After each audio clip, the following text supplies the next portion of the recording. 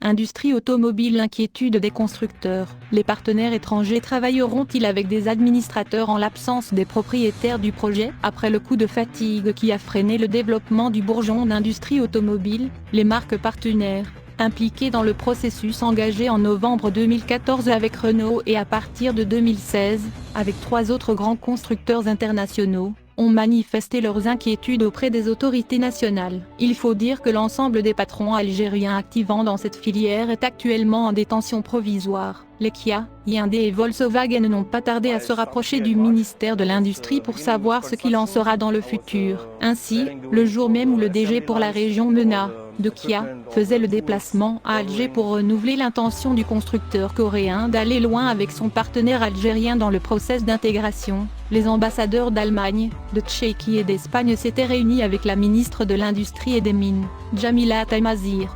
Les représentants diplomatiques des 3 pays, dont les marques automobiles sont concernées par les modèles assemblés par le groupe Sovac et parrainés par le géant allemand, Volkswagen, ont été mandatés par les opérateurs, histoire de montrer au gouvernement algérien l'importance du projet industriel entamé à Relizane, en élevant la représentativité au niveau diplomatique, que simplement économique. Le groupe Volkswagen engage dans sa démarche 3 pays européens, visiblement désireux de rester en Algérie et y développer une industrie mécanique.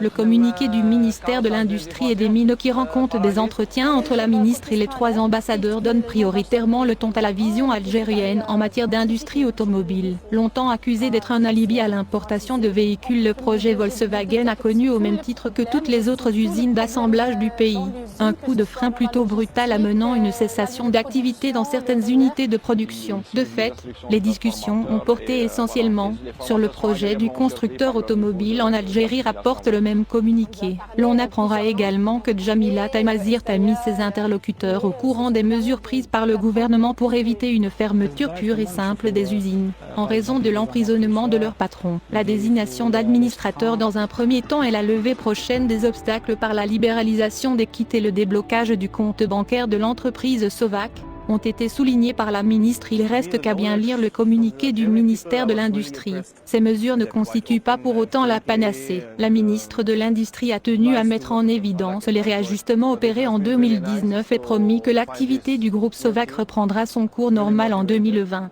Tel que décidé par le Conseil national de l'investissement. L'occasion pour la ministre d'aborder le plan de développement de la sous-traitance impliquant des équipementiers qui a été présenté dans l'objectif de renforcer l'activité industrielle du groupe, chose qui apparemment ne figurait pas parmi les priorités du partenariat Sovac-Volkswagen. En tout cas, c'est ce qui a motivé la décision du gouvernement de réduire la voilure des usines d'assemblage. Le communiqué souligne l'impératif d'aller sans délai vers l'intégration et de s'orienter vers l'exportation des pièces, composants et véhicules dans le strict respect de la réglementation.